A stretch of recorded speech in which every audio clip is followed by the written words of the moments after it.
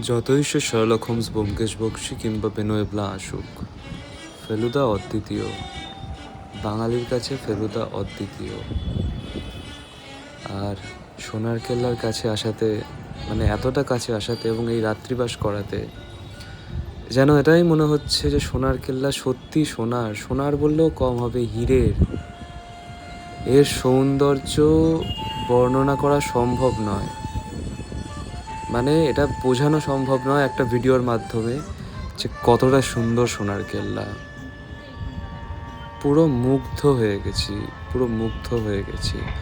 জয়সলমীর অর্থাৎ Cairo of India, এখান থেকে যে ভিউ সোনার কেল্লার টপমোস্ট ফ্লোর থেকে, এখানে নাইট স্টে করছি আর রুফটপ থেকে এটা হচ্ছে ভিউ, মানে অদ্বিতীয়। ফেলুদা অদ্বিতীয়, সোনার কেল্লা অদ্বিতীয়, জয়সলমীর অদ্বিতীয়, এবং এই অনুভূতি, এই অভিজ্ঞতা, এই এক্সপিরিয়েন্স পুরোটাই অদ্বিতীয়, অসম্ভব সুন্দর।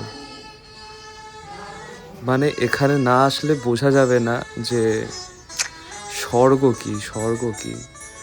পুরো ভারত ঘুরেছি, সমস্ত জায়গা ঘোরা হয়ে গেল ভারতের, রাজস্থানের এই ট্রিপটা নিয়ে সব কিছু ঘুরেছি বস, কিন্তু এরকম জায়গা আগে কখনো দেখিনি।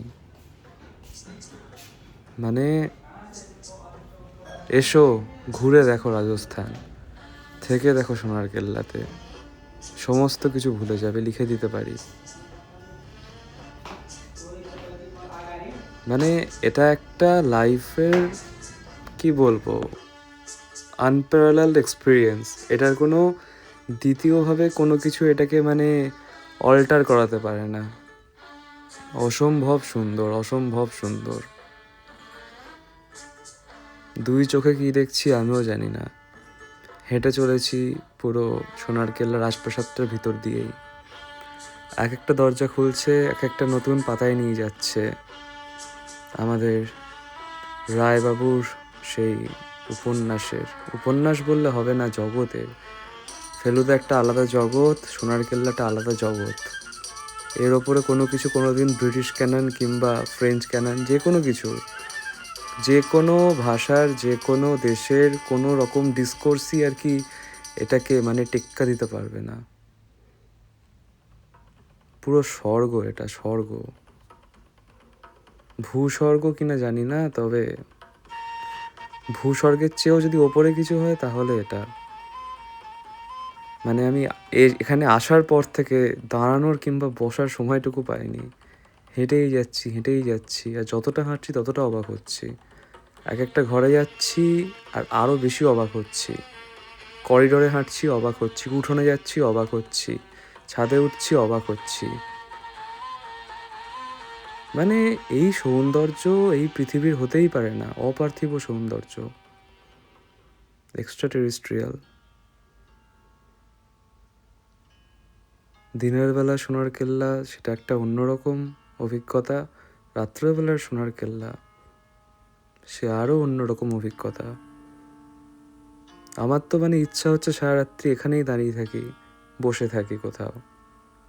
ঘুমোতে পারবো না, কারণ ঘুমোলেই আবার যখন কলকাতায় ফিরতে হবে তখন সমস্ত কিছুর কথা মনে পড়বে। এই জায়গায় আসলে ঘুম, তারপর পরিশ্রম, ক্লান্তি সব কিছু যেন মানে ম্যাজিকের মতো গায়েব হয়ে যাবে। অন্তত আমার তো তাই হচ্ছে। মানে কি বলবো, মানুষজন এত ভালো, এত সুন্দর বাজার, সমস্ত কিছু, আর হাতের যা শিল্প, হস্তশিল্প রাজস্থানী, দেখার মতো ভাই, দেখার মতো।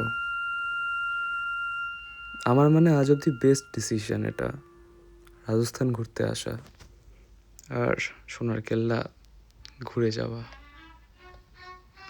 আহা হা হা হা, মিটার প্রদর্শী মিটার।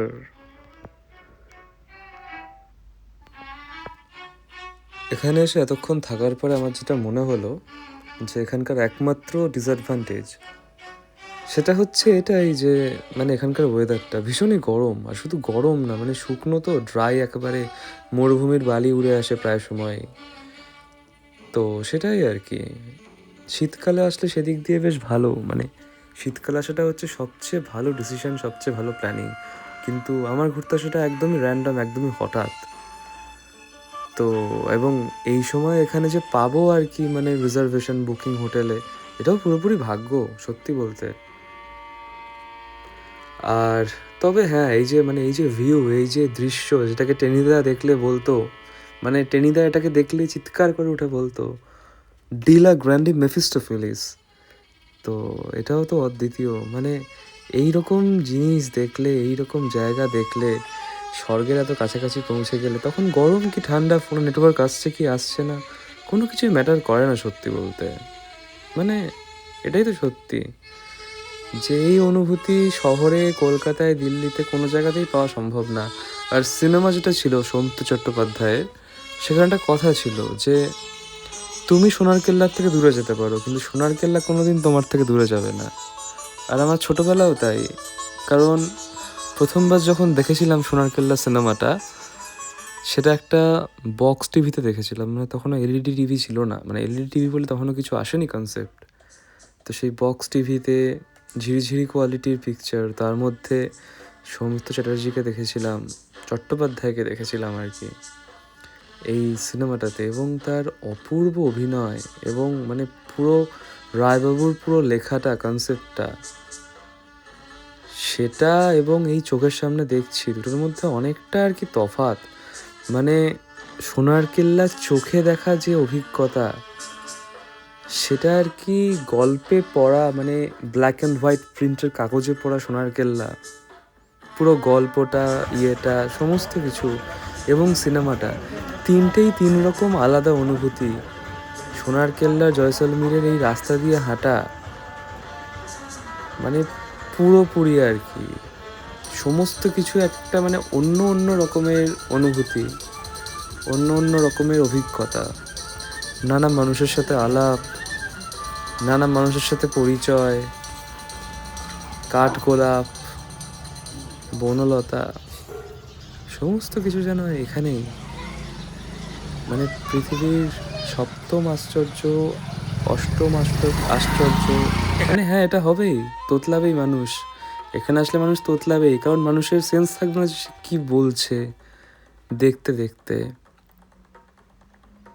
তবে আমি তো মুখের সামনে এরকম ক্যামেরা নিয়ে হাঁটছিলাম আর কি, সেটাতে মানে কতটা দেখানো যাচ্ছে আমি জানি না। তবে এটাই, মানে আমি কোনোদিন ভুলবো না এই অভিজ্ঞতা। আর রাত্রিবাস যে করতে পারলাম, অর্থাৎ ইংলিশে নাইট স্টে যেটা করতে পারলাম এখানে, সেটার জন্য ভীষণই লাকি। কারণ রুম পাওয়া যায় না অনেক সময়, মানে হাই ডিম্যান্ডের রুম সমস্ত, সবাই চায় রাত্রে থাকতে এখানে। তবে হ্যাঁ, অনেকে জানেও না আবার ট্যুরিস্টরা, যে রাত্রিবাস করা যায় এখন সোনার কেল্লাতে বেশ কয়েক বছর ধরে। কিন্তু হ্যাঁ, বাইরে মানে যে কোনো হোটেলে, যত ভালো হোটেলেই থাকা হোক, সোনার কেল্লায় রাত্রিবাস করলে সেটার যে অভিজ্ঞতা, that is totally different, out of the world experience. মানে এটা একবার হলেও ট্রাই করা উচিত। এখানকার সৌন্দর্য, এখানকার কারুকার্য, সমস্ত কিছু, আর্কিটেকচার থেকে শুরু করে, ডিজাইন থেকে শুরু করে, এভরিথিং এভরিথিং অ্যাবাউট সোনার কেল্লা ইজ ভেরি স্পেশাল, অন্যরকম। মানে এটাই হচ্ছে ব্যাপার, যে অন্যরকম পুরোপুরি, সমস্ত কিছু অন্যরকম। এখানকার আবহাওয়া, হাওয়া, এভরিথিং। গরম তো সেটা তো অবশ্যই, কিন্তু হ্যাঁ তাহলেও মানে খাবার দাবার থেকে শুরু করে সমস্ত কিছু অন্যরকম, সমস্ত কিছু একটা নতুন রকমের এক্সপিরিয়েন্স, সমস্ত কিছু একটা নতুন রকমের অভিজ্ঞতা। আর এই সমস্ত কিছু মিলেই হচ্ছে আমাদের সোনার কেল্লায় আসা।